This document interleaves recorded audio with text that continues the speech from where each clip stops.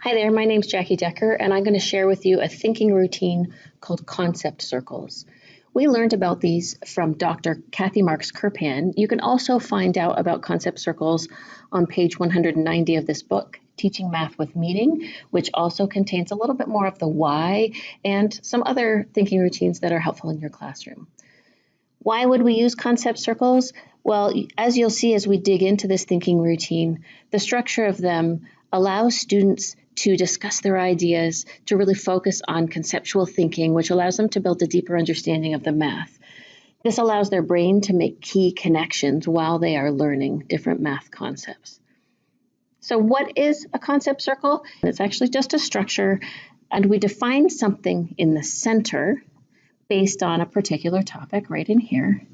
And then students create new representations in all these sections around the outside of the concept circle. They might use pictures, numbers, symbols, or words, and that will often include manipulatives and visual models. Many concept circles look like this. A number is defined in the center, and then students are asked to represent that number in many different ways around the concept circle. There may also be instructions on sticky notes placed around the concept circle that students are considering when building those representations. Here are some examples. On the left, we have 1/4 being represented by time, by an area model, by a set model, connecting to measuring cups. On the right, we have a number defined in the middle, and students are asked to think about 4 less, the same amount, 5 less, 2 more. Another example is in outdoor play. We have the number 6 defined in the center, and students are using all sorts of different found materials to represent that number. Another common way concept circles are used are to define the whole in the center, then use sticky notes to indicate the fractional or decimal amounts that you would like students to represent. Here's an example where we are using 2 hexagonal pattern blocks to represent the whole and asking students to represent different fractions around the outside. We see others here where we're looking at decimals and fractions and connecting those to money. On the right, we have defined the 100 flat of our base 10 materials as 1. And now we're thinking about what some decimal amounts might look like and what some fractional amounts might look like.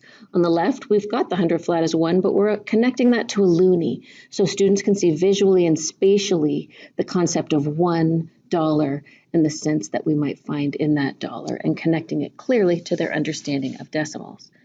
A final example is combining decimals, fractions, and percentages to build a better understanding of all three. So what's the teacher doing while students are working together in a concept circle?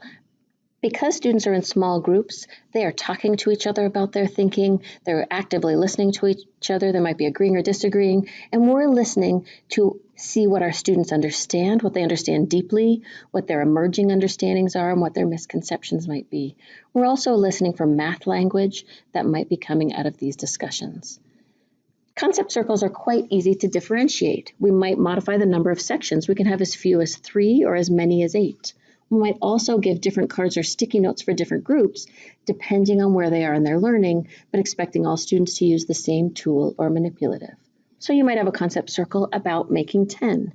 You might do it about representing different fractions. Maybe you're thinking about symmetry, angles, area and perimeter, addition and subtraction, multiplication, different types of polygons. In each one, think about what it is that needs to be modeled or defined in the center and what it is you're going to be asking students to represent in many different ways around the outside of the concept circle. So I leave you with this thought. How will you create a concept circle for your students?